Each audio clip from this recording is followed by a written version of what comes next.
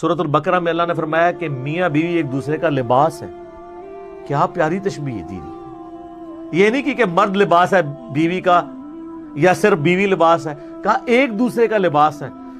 میرے لباس اور میرے درمیان کوئی پردہ نہیں ہے، میاں بیوی کے درمیان کوئی پردہ نہیں. اتنا کلوز ریلیشن شپ نہیں ہو سکتا. حتیٰ کہ ابو داؤد میں حدیث ہے، نبی صلی اللہ علیہ وآلہ وسلم نے فرمایا تم نے کوئی دو محبت کرنے والے میاں بیوی سے بڑھ کے نہیں دیکھے ہوں گے. سب سے محبت کا رشتہ یہ ہے. صحیح مسلم میں حدیث ہے، یہ دنیا برتنے کی جگہ ہے اور سب سے بہترین سرمایہ اس روئے ارض پہ نیک بیوی ہے. بخاری مسلم دونوں میں حدیث ہے، نبی صلی اللہ علیہ وآلہ وسلم نے فرمایا کہ اپنی بیویوں کے ساتھ بغض نہ رکھو. مسلم کے الفاظ ہیں، کسی مومن کے لیے شایع نہیں کہ اپنی بیوی سے بغض رکھے. اگر اسے کوئی اس کی چیز ناپسند ہے نا تو کئی خوبیاں بھی تو ہیں اس میں، ان خوبیوں کو یاد کر لیا کرو. اور پھر آپ علیہ السلام نے کس لیول پہ اتر کے فرمایا، بخاری مسلم دونوں میں. آپ فرمایا کیا عجیب بات ہے کہ تم دن کے وقت اپنی بیوی کو مارتے ہو اور پھر رات کے وقت اپنے بسترے پہ اسی بیوی کو بلاتے ہو. کس منہ کے ساتھ؟ آپ دیکھیں کس لیول پہ جا کے سمجھایا گیا. پھر سورہ روم کے اندر آتا ہے، اللہ تعالیٰ نے فرمایا کہ ہم نے میاں بیوی کے رشتے میں رحمت اور محبت ڈال دی ہے. اتنا زبردست رشتہ ہے ہی کوئی نہیں ہے سر. یہ بہت غیر معمولی رشتہ ہے، کیونکہ اسلام جو ہے وہ انسانیت کو اس طریقے سے دیکھتا ہے کہ اس کا بیسک جو یونٹ ہے وہ ایک خاندان ہے جو میاں بیوی کے ساتھ آگے چلتا ہے. ہمارا معاملہ کوئی جانوروں والا تو نہیں ہے. ایون جانور بھی کہ یہ کمیونٹی کی فارم میں رہتے ہیں. اگر بچے جو ہیں وہ جوان ہو کے آسمان سے گرتے نا تو پھر ایک خاندانی نظام کی ضرورت نہ ہوتی. انسان کا بچہ تو بلی سے زیادہ کمزور ہوتا ہے. بلی کا بچہ بھی آپ ٹیبل پہ رکھ دیں وہ گرتا نہیں ہے. انسان کا بچہ جو ہے نا وہ گر جاتا ہے. شروع کے 4-5 سال تو وہ محتاج ہے اپنے ماں باپ کا، خصوصاً ماں کا. تو یہ اللہ نے نیچرل چیز رکھی ہے کہ ایک خاندانی نظام کے اندر میاں بیوی کا ریلیشن شپ کیوں ضروری ہے. اس کے بغیر اولاد کا سلسلہ آگے نہیں چل سکتا. پھر سورہ آل عمران کے اندر اللہ تعالیٰ نے فرمایا زُيِّنَ لِلنَّاسِ حُبُّ الشَّهَوَاتِ مِنَ النِّسَاءِ. اللہ تعالیٰ نے مزین کر دیا ہے جو دنیا کی شہوات ہیں ان میں سے کئی چیزوں کو، اور پہلے نمبر پہ کیا فرمایا؟ عورت. اس زمانے میں بھی آج بھی قیامت تک. فرائڈ ٹھیک کہتا ہے نا سب سے امپورٹنٹ جذبہ سیکس ہے. اور یہ اللہ نے کیوں رکھا ہے؟ چونکہ اسلام ایک خاندانی نظام کو پروموٹ کرتا ہے. خاندانی نظام میں بانڈ جو ہے نا وہ دو چیزیں یاد رکھیے گا. نمبر 1 اولاد اتنا بڑا بانڈ ہے کہ میاں بیوی کے برے تعلقات بھی ہوں نا تو بیوی کہتی ہے کیا کروں، میرے بچے ضائع ہو جائیں گے، میں اسی مرد کے ساتھ گزارا کروں. اور مرد کے ساتھ اگر بیوی برا سلوک کر رہی ہو تو مرد صبر کر لیتا ہے اور وہ کہتا ہے کہ کیا کروں، میرے بچوں کا کیا بنے گا. یہ اللہ نے ایک نیچرل بانڈ رکھا ہے تاکہ خاندانی نظام نہ ٹوٹے. اور دوسرا جو بانڈ ہے وہ سیکس ہے. اگر فری سیکس ہوگا تو میاں بیوی کبھی بھی ایک دوسرے کے ساتھ مخلص نہیں ہو سکتے. اسی لیے اسلام کا اتنا سخت سیکس ڈسپلن ہے. اور مجھے اسلام میں عقیدہ توحید کے بعد سب سے زیادہ جو چیز پسند ہے وہ سیکس ڈسپلن. اب یہ میاں بیوی کا جو اتنا غیر معمولی رشتہ ہے اس کو توڑنے کے لیے شیطان کی سب سے بڑی ایفرٹ یہ ہے کہ وہ بے حیائی کو عام کرے.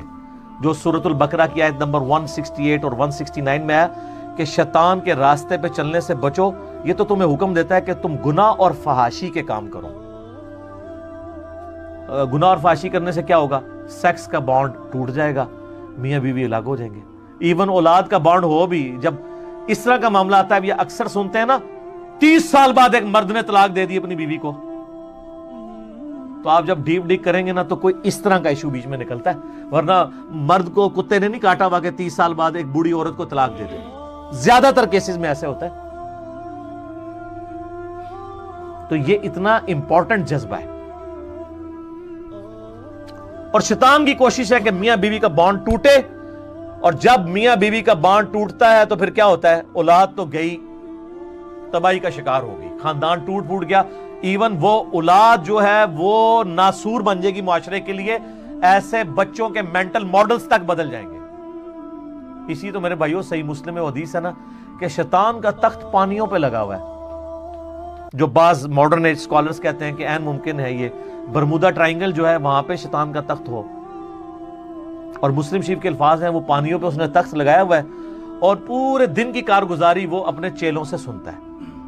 ہر چیلا آ کے بتاتا ہے میں نے آج فلاں شخص سے فلاں گناہ کروایا، دوسرا کہتا ہے جی میں نے تو اس سے بھی بڑا گناہ کروایا. شیطان خوش نہیں ہوتا کہ ٹھیک ہے نارمل ہے. ایک چیلا آ کے کہتا ہے آج میں نے میاں بیوی کے درمیان جدائی کروا دی ہے. ہائے ہائے ہائے. نبی علیہ السلام کہتے ہیں کہ شیطان اتنا خوش ہوتا ہے کہ اس کو گلے لگا کے ملتا ہے کہ کام تے پائی تو پایا ہے، اصل کام تو تو نے کیا، کیونکہ بیڑا غرق ہو گیا، میاں بیوی علیحدہ ہو گئے بیڑا غرق. اسی لیے ترمذی ابو داؤد ابن ماجہ میں حدیث ہے کہ اللہ تعالیٰ کو حلال چیزوں میں سب سے ناپسند چیز کیا ہے؟ طلاق. حلال اس لیے کہ بعض کا جینوین ضرورت ہوتی ہے، ناپسند اس لیے کہ اللہ چاہتا ہی نہیں کبھی طلاق ہو، کبھی بھی نہیں چاہتا.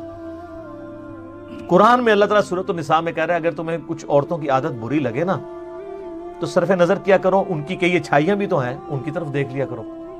اللہ کبھی نہیں چاہتا طلاق ہو. بخاری مسلم دونوں میں حدیث ہے، نبی علیہ السلام نے فرمایا اپنی عورتوں اپنی بیویوں کے ساتھ خیر اور بھلائی کے ساتھ پیش آؤ، اور ان کو سیدھا کرنے کی کوشش نہ کرو. یہ ٹیڑھی پسلی سے پیدا ہوئی ہیں آدم کی، ٹیڑھا کو سیدھا کرنے کی کوشش کرو گے تو توڑ بیٹھو گے، اور ان کو توڑنا، ان کو طلاق دینا ہے. ان کے ساتھ حسن سلوک کے ساتھ پیش آؤ، یعنی درگزر کرو، برداشت کرو. اب مردوں کو ویسے تو بڑا شوق ہے عزتیں اویل کرنے کا، اور وہ اپنی بیویوں کو حدیث سناتے ہیں ترمذی ابو داؤد ابن ماجہ کی کہ نبی علیہ السلام نے فرمایا اگر میں سجدہ جائز سمجھتا تو بیویوں سے کہتا کہ اپنے خامدوں کو سجدہ کریں. تو کہتے ہیں دیکھیں ہمارا حق کیا ہے. تو یہ صرف حق ہی حق ہے، اس کے اگینسٹ آپ کی کوئی ذمہ داری نہیں ہے. جس کا حق ہوتا ہے نا اس کی ذمہ داری اس سے بڑھ جاتی ہے. بخاری مسلم دونوں میں حدیث ہے، نبی صلی اللہ علیہ وآلہ وسلم نے فرمایا، معاذ ابن جبل کہتے ہیں کہ مجھے پیٹھ کے پیچھے سوار کیا ہوا تھا آپ نے، سواری کے اوپر اونٹ پہ سواری چلنا شروع ہوئی تو آپ فرمایا معاذ. میں نے کہا لبیک یا رسول اللہ، یا رسول اللہ حاضر ہوں. فرمایا کہ معاذ میں تم سے محبت کرتا ہوں. ہاں یا رسول اللہ میں بھی آپ سے محبت کرتا ہوں. پھر تھوڑی سواری آگے گئی، آپ نے کہا معاذ، کہا لبیک یا رسول اللہ. معاذ جانتے ہو کہ اللہ تعالیٰ کا اپنے بندوں پہ کیا حق ہے؟ کہ یا رسول اللہ آپ بہتر جانتے ہیں. آپ فرمایا کہ اللہ کا اپنے بندوں پہ یہ حق ہے کہ اس کا بندہ اپنے اللہ کے ساتھ کسی کو شریک نہ ٹھہرائے اور صرف اس کی عبادت کرے. اور پھر جب سواری تھوڑی اور آگے گئی آپ نے کہا معاذ لبیک یا رسول اللہ. جانتے ہو جو بندہ یہ کر لے کہ اللہ کی عبادت کرے، اس کے ساتھ کسی کو شریک نہ ٹھہرائے، پھر اس بندے کا اپنے اللہ پر کیا حق ہے؟ ہائے ہائے کہ یا رسول اللہ اللہ اس کا رسول بہتر جانتے ہیں. فرمایا ایسے بندے کا اپنے رب پہ یہ حق ہے کہ اللہ اس کو عذاب نہ دے اور جنت میں داخل کرے. تو سر اللہ اگر اپنے بندوں سے حقوق مانگ رہا ہے نا، اپنا یہ حق مانگ رہا ہے کہ میری عبادت کرو، تو اس کے اگینسٹ وہ دے رہا کیا ہے؟ ہمیشہ کی جنت. تو آپ مرد اگر اپنی بیویوں سے حقوق مانتے ہیں نا تو اس کے اگینسٹ آپ کو بہت کچھ دینا پڑے گا. صرف حقوق اویل کرنے ہیں، آپ نے چودراہٹ اویل کرنی ہے، دینا کچھ نہیں ہے.